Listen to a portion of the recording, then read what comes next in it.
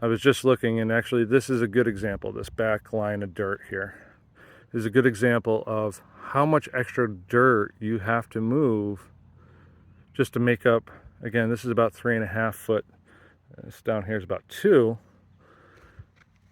I was digging somewhere in the neighborhood of like 8 feet an hour, maybe 9. I had a nice rhythm going. Of course, I wasn't scraping the sides because I didn't know about that, but I was digging about 8 foot an hour here. Up in here, I think I was down to like 2, maybe 3 feet an hour, linear feet, because I had to move so much. I had to move nearly twice as much dirt there as I did there. And then I was starting to fight. You can see the color gradient, how different it is, because more clay. And so those things really slow you down. And so that whole doing things on contour situation really makes a difference. You can slam through these if you're not having to dig 3 foot down and you're only digging 2 foot. So, yeah, today really is about, taking and getting these crossovers done. I'm actually going to cut loose on this video here shortly, just because I want to get moving. I want to get this done today.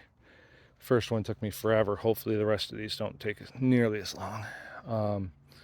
But today is about getting these done so that I can hopefully call the permit guy tomorrow and say, hey, instead of doing a spot check, can you come do an inspection? I still have a lot to do. Like this trench is not quite deep enough, although this one I'm going to end up having, because it's such a downhill angle, I'm actually going to come out. I've got a 22-degree elbow, and I'll drop it down to get it down to here. That one's a heavy slope. You really can't see, well, maybe you can kind of tell, but that one's a pretty heavy slope. But I'm just going to run with it because, well, that's what we got to work with. I didn't think to buy a second 22-degree. But basically, it's just a matter of getting these trenches level between each other, and you're not allowed to over excavate. So I can't dig down 3 foot and just have the pipe just hanging there.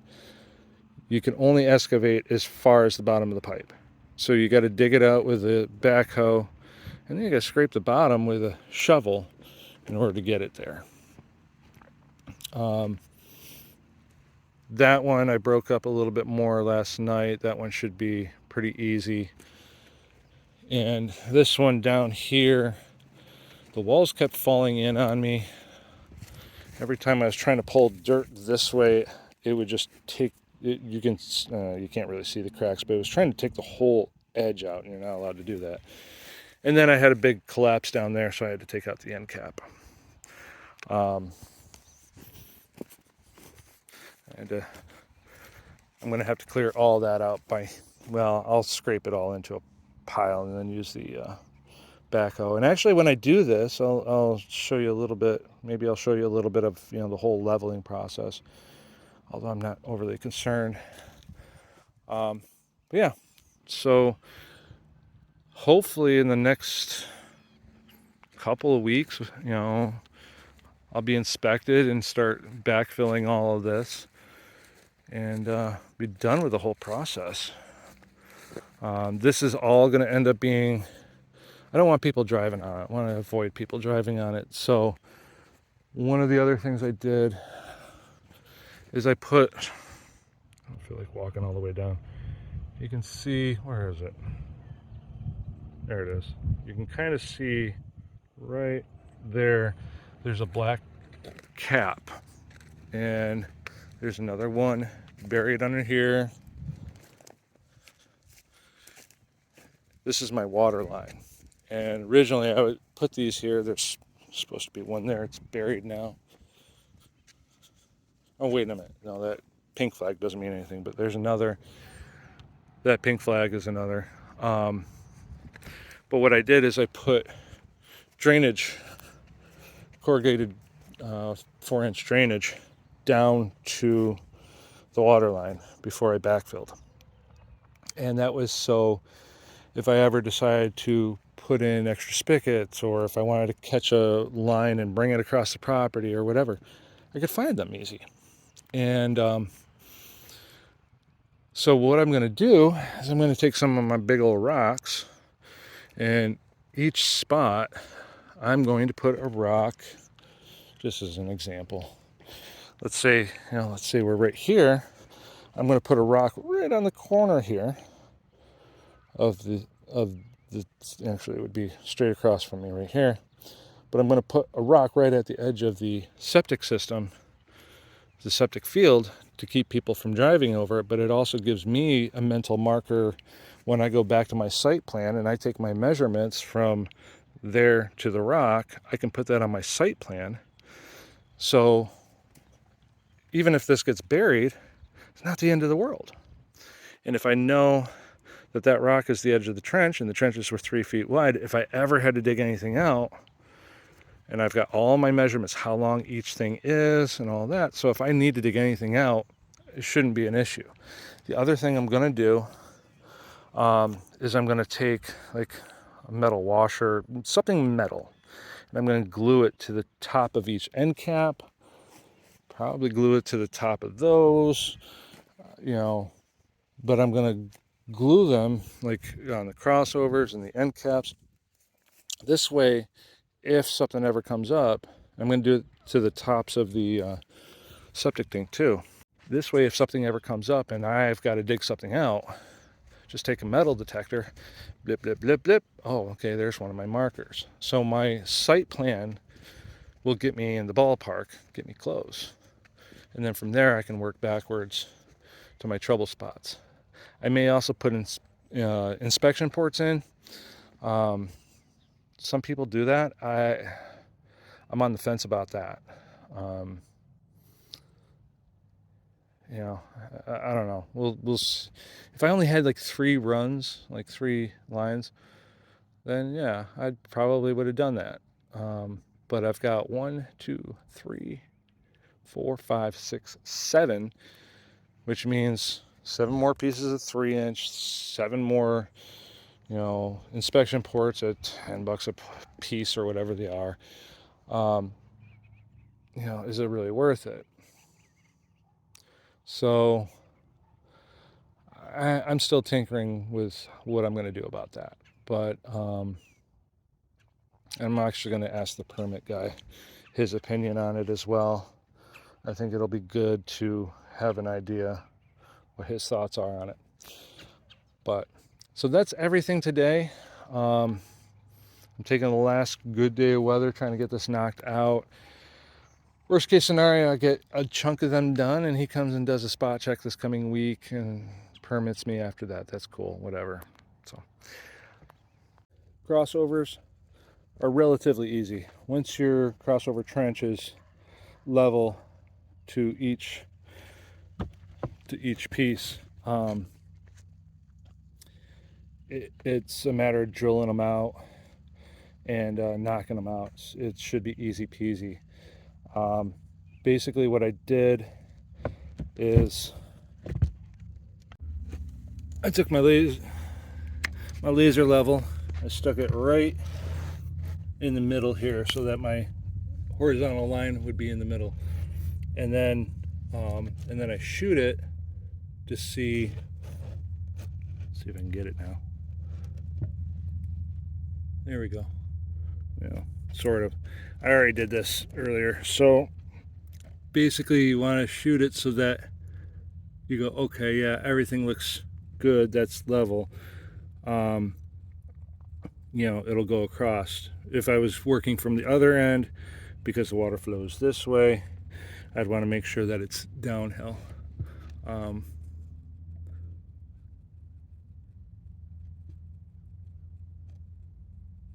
can't get it level. Come on. Stop being cranky. All right, there's level. So it's within millimeters of being level.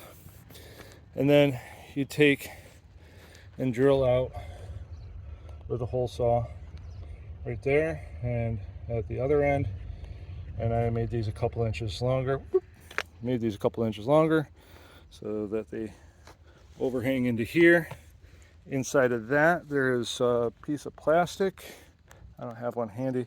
It's called a splash guard. Basically, the water runs into there, it kind of dribbles down, hits the splash guard instead of eroding all your dirt away. And then, you know, the water migrates slowly and fills this up. And then you have these little louvers here. They're little vents that are angled downward. So as the water level rises, the water can escape, dirt can't get in. So yeah, this is an infiltrator system. So, sorry for the view.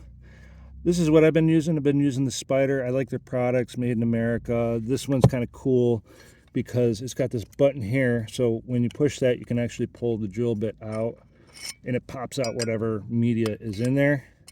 And then the other cool, I just got to double check that it's actually locked. There we go. The other cool thing is you can just pop this collar up and twist it off to change out your things, and it locks right in there.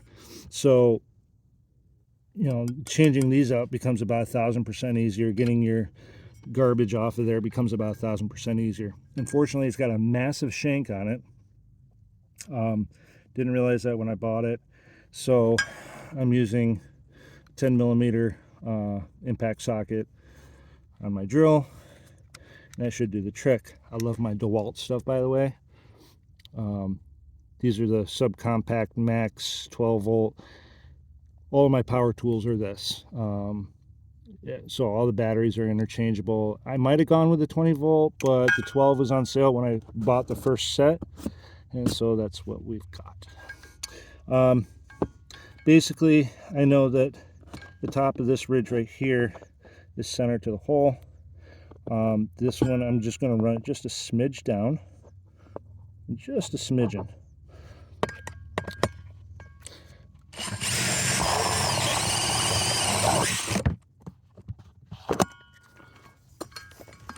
Just pull that off. I'm going to do the same to the other side. So the end caps, you have about 4 inches of play. There's a stopper inside of them so your pipe can't go too far, supposedly, although I still can't find it. So what I did is I chopped off my pipe with, 3 inches or so overhang on each end, so I can shove it into one hole and then drop it into the other and get it back through there. And then I put little lines on here, just which I did in dry erase markers, so they're disappearing. But I did that so I can pull them back out so they're even. So theoretically, I did this properly. This should go in.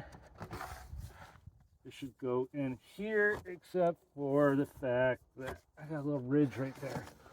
So this is part of the fun of this, is finding where you did done screwed up.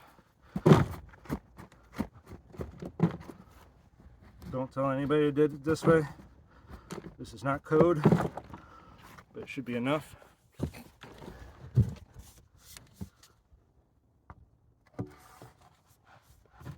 Oh, it's tight, but it's supposed to be tight, so it's all good. Crap. That should be. Now we're going to grab the level.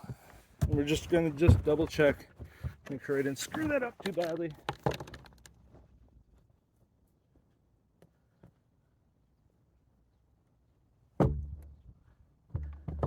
Again, you want it either dead level or running downhill. It is running about an 1/8 inch downhill. I can live with that. And this is going to be the process all the way through.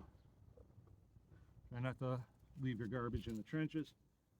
Plastic does not mitigate water and filter it very well. But that's our process moving forward.